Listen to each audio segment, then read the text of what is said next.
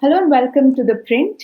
On Wednesday, the government withdrew a mandate requiring smartphone makers to preload a state-owned cyber safety app called Sanchar Saathi on all new devices following an outcry over fears of government snooping. According to the government, the app was meant to provide cybersecurity to people. So, for example, it allows users to block and track lost or stolen mobile phones using the device's IMEI and also helps users to report suspected fraudulent calls and verify the authenticity of used devices before purchase. So these were the things that were being listed down by the government as the benefits of downloading this app, but the directive was rolled back after several privacy advocates raised concerns over how the app may impact users' rights and even on the functionality of the app itself. What were these concerns, and what are some of the challenges that still remain even after the mandate has been rolled back? I'm Apoorva Mandhani, and I'm joined in this video by Nikhil Pahwa, who's the founder and editor of MediaNama. Thank you so much for joining us, Nikhil. Thanks, Apoorva. Nikhil, to start off with, now these directives were issued under the Telecom Cybersecurity Rules 2024, and the government cited telecom cybersecurity, as I mentioned, and the need to curb counterfeit devices as the rationale. But how was the forced installation of this app into personal devices being viewed in terms of legal parameters? If you could explain that for our viewers. Well, I'm not a lawyer, Apoorva, but what I can tell you is that essentially our phone is a private space. It's a personal space. We choose what to install on our devices and we choose what to remove from our devices. So the order as it was sent out had a particular clause saying that it needs to be mandatorily on every device, every new device, and for devices that are already in use, it has to be installed over the air. In the sense, when you do a software update, that app will be installed on your phone, which means that this app would have been on over 1 billion handsets in the country. I think there are about 1 billion smartphones in the country, right? So effectively, what's happening is the government is forcing itself onto your phone. And it should be a matter of choice. We should be able, we choose what we want, we remove what we don't. But here we didn't have an option. And I think that creates a bunch of problems. Number one, it starts with Sanchar Saathi. But tomorrow, Ministry of Health could say smoking is a problem. We want to push in an app that sends you daily reminders to not smoke. Right? You could have the Ministry of Education saying, we want to, education is important. We need to run some promotional campaigns about what the Ministry of Education is doing. Put that in. Swachh Bharat is a huge campaign. There could be a Swachh Bharat app on your phone. So every ministry will try and outdo each other and say, hey, we found a way to get into people's phones. We don't need any marketing budget. We don't need to spend money to promote these schemes. We'll just go and force handset manufacturers to install our app on their phone. And guess what? They won't even be able to delete it. So one part is, of course, forced entry into our device, an occupation of our device. The other part is the fact that we can't remove it. So it's persistent. And that, like I said, robs us of the choice in our own personal space. Now, this app had access to our files, it had access to our call records, access to our messages. Data is unencrypted on device, and this app would have been installed at an operating system level, which meant that it had far more permission than access than a regular app that you download from the web does. This app is not a daily usage device if you don't want to use it, right? It's not something that people need to use.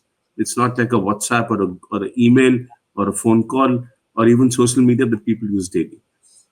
Why is it that it's being made persistent? If my phone is lost, I can go to the Sanchar Saathi website and file a complaint. If I want to report a fraud, there are other apps also. Let me choose what I want to choose. So government using its statutory power in this aggressive a manner is unprecedented. And therefore there were concerns that this could be the start of something.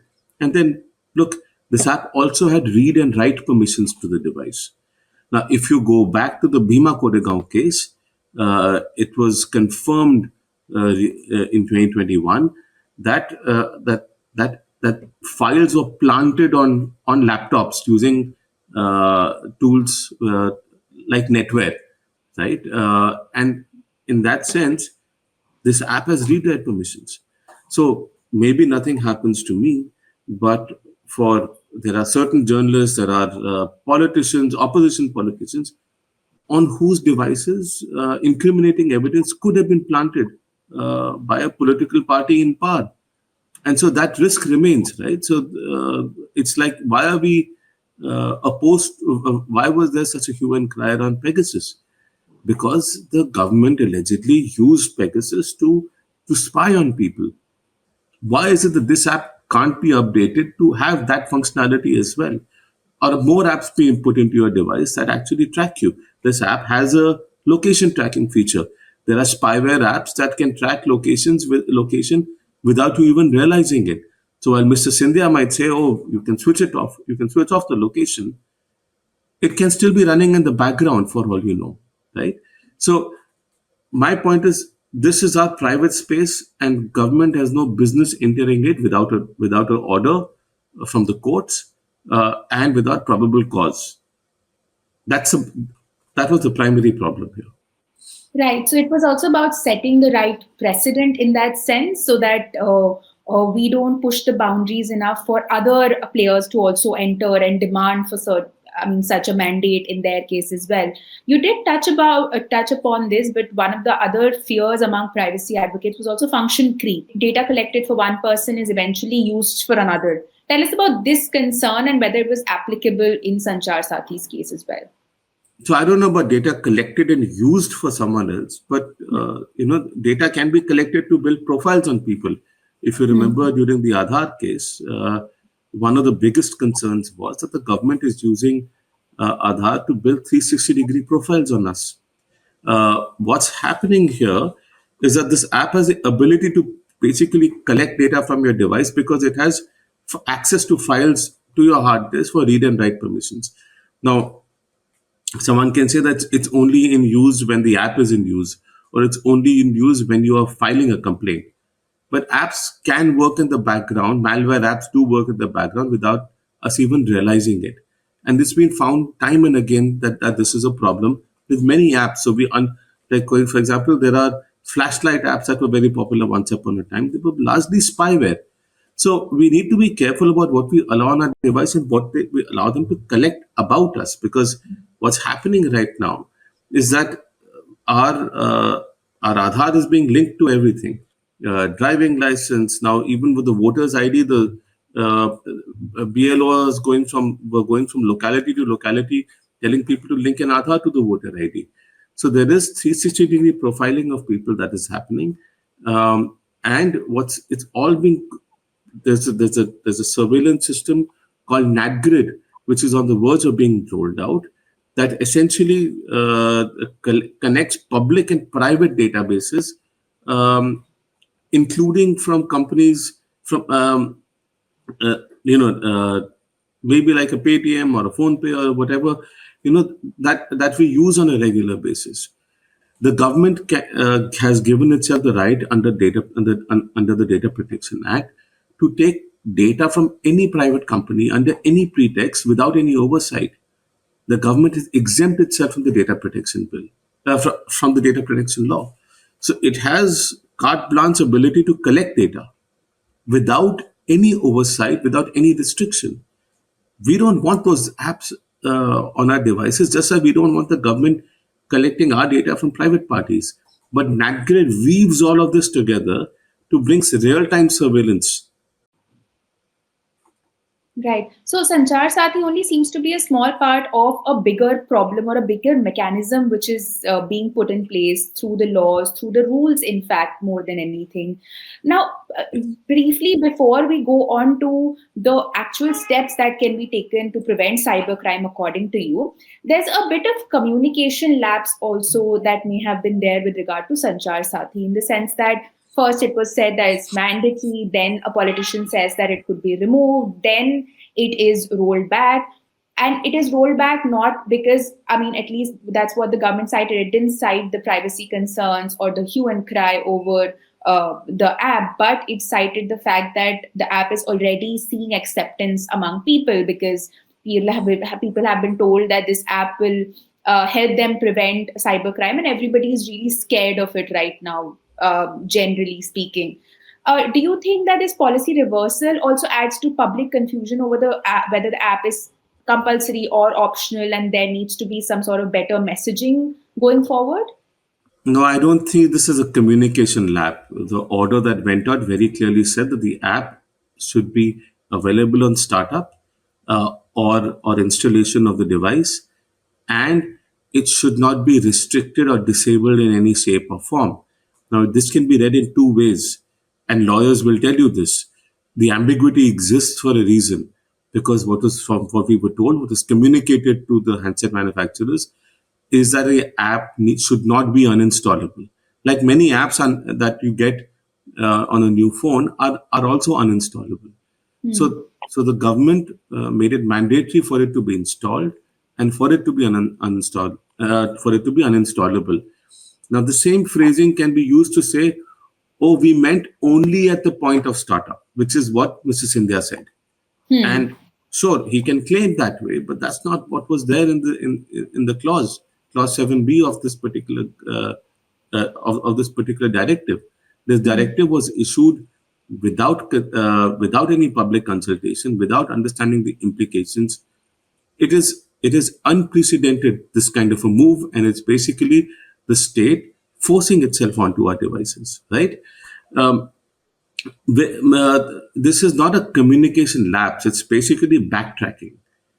And now when they've issued a press release saying that it is not going to be mandatory for handset manufacturers, that's a welcome move. But that should have been the case from the get-go. I know you said, and the ministry also said, that lots of people have used it, lots of people have found it useful. Well, good for them. I don't want it. Most people don't even know that this will be on their phone when they install it. It creates a vulnerability for people, in the sense a single app on a billion devices means that you have a single point of failure. Hackers find a vulnerability in the app, a billion devices in the country are compromised in one go. And we know the quality of government tech, right? We know how our income tax website doesn't work, how our government websites keep crashing, keep going down for maintenance. It's like how our roads are built. Online apps are very, very tricky to build. There's a large degree of stress testing that goes on. Cybersecurity is a field in itself, because these apps can be compromised. There are hackers always looking to compromise them. I don't think the government has the competence to build an app and it shouldn't be in the business of building apps, to be honest. Right. Now, I want this video to also be forward looking for our viewers who are genuinely worried about cybersecurity as well. According to you, Yeah. what are some of the solutions, and if you have suggestions on ways of dealing with it without compromising people's privacy? I think the solutions are actually pretty basic. They're not easy to remember, but they're basic. What hackers do is that they try and scare you into doing something or the other. So you get an app, you get a message saying, your bank account will be shut if you don't fill up this, if you don't click on this link, or you get a call saying that there is drugs that have been found in a package that was being sent to Vietnam, and your Aadhaar was used to create to validate this package for sending. These are all fear tactics. No government department is going to call you on the phone to inform you about this. But what happens? Why is this even happening? It's because we have an adversarial relationship with the state. We are always afraid that someone in the state is going to harm us, and also that they can be compromised. So, you make a payment for which you have to give access to your bank account, and then your bank account gets emptied.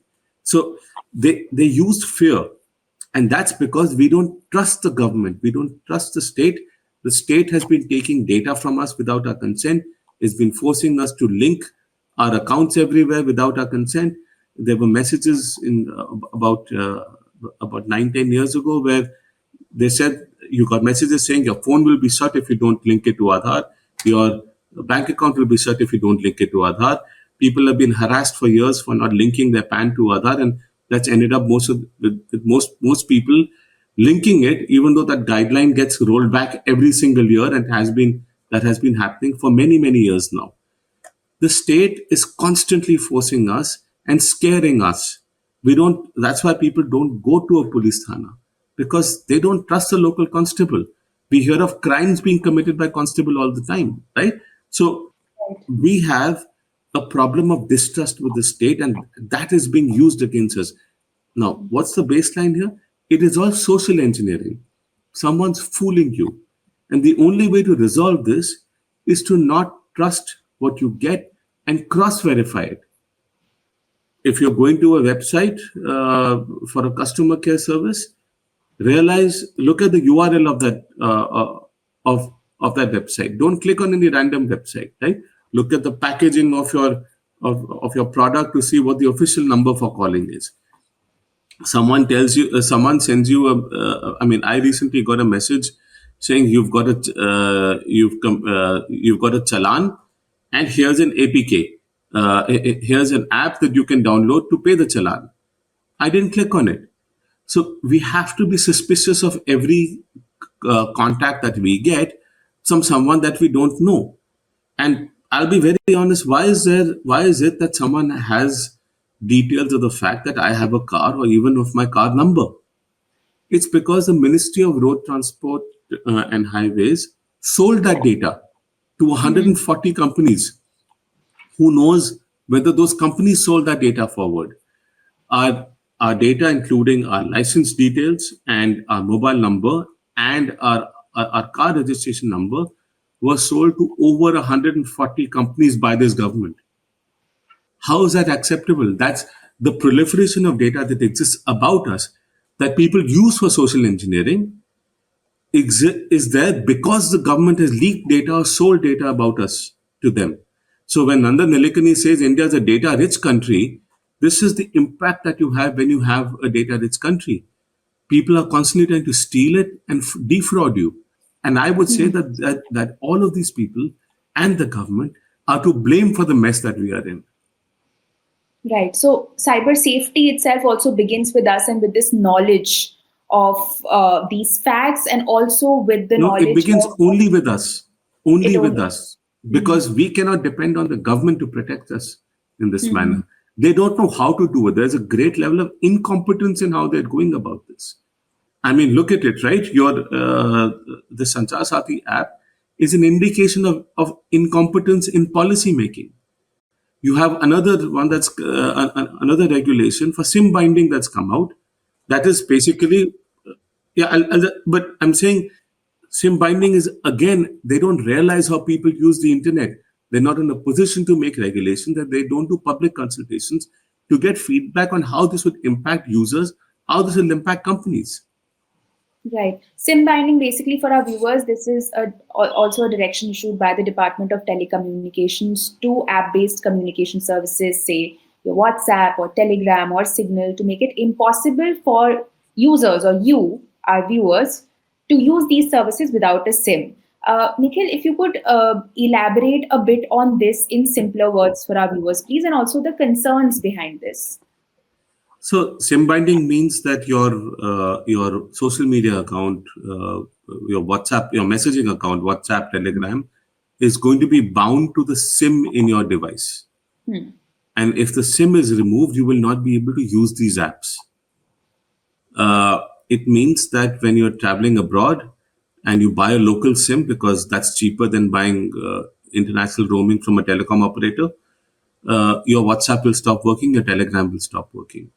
It also means that if you use your WhatsApp on multiple devices, including, for example, a tablet that doesn't have a SIM slot, it will not work, the app won't work.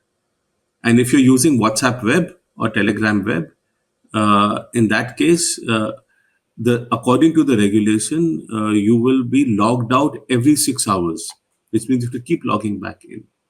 Now, they don't realize how people use WhatsApp and Telegram. Many people use it for coordination for work. Almost, I mean, millions of people in offices have WhatsApp on their desktops because it's easier than picking up the phone all the time to message. Right? They copy paste things. They send files to one another. They send files to themselves using WhatsApp web or the WhatsApp app on their desktop. So all of these use cases will not be possible because there needs to be a SIM in the device in order to be able to use it.